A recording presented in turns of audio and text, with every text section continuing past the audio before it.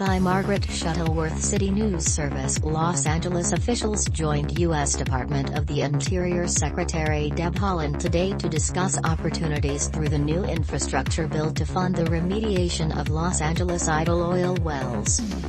There are a total of 5,000 oil wells identified statewide eligible for a portion of the $4.7 billion in remediation funding through the infrastructure bill, according to Uduak-Joe Ntuk, California's Oil and Gas Supervisor.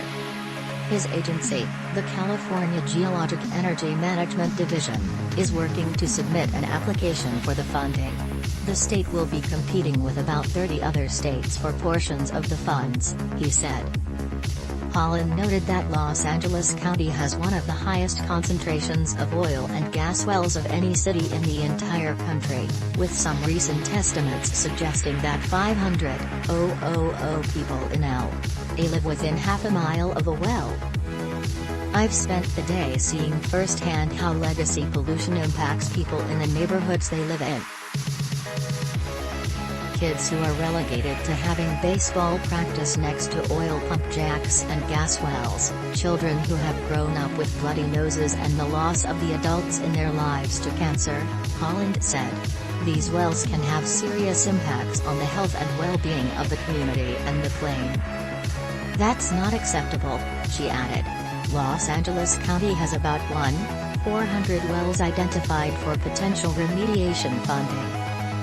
Councilman Mitch O'Farrell, who chairs the City Council's Energy, Climate Change, Environmental Justice and River Committee, said the city will submit a very detailed plan to the state on remediating its wells. Orphaned wells can't leak hydrocarbons and methane, and remediation funding would allow the state to cut the wellheads off, fill the wells with cement and remove tanks, vessels and pipelines. After that, the soil would be cleaned and tested.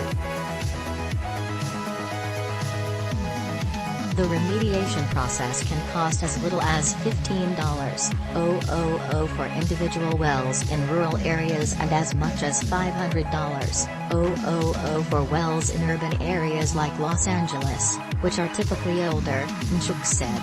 It's a unique opportunity and arguably one of the largest investments in the environment in a generation. We'll be able to reduce methane emissions from these wells. We'll be able to protect groundwater. We're also going to be able to create local jobs that pay well. Mayor Eric Garcetti joined Haaland, Ntuk, O'Farrell and Councilman Gil Cedillo at Vista Hermosa Park, a roughly 10-acre park that reopened in 2008 after several idle wells within the park were remediated. Garcetti said the city would apply for the federal remediation funding frequently to address the rest of its idle wells.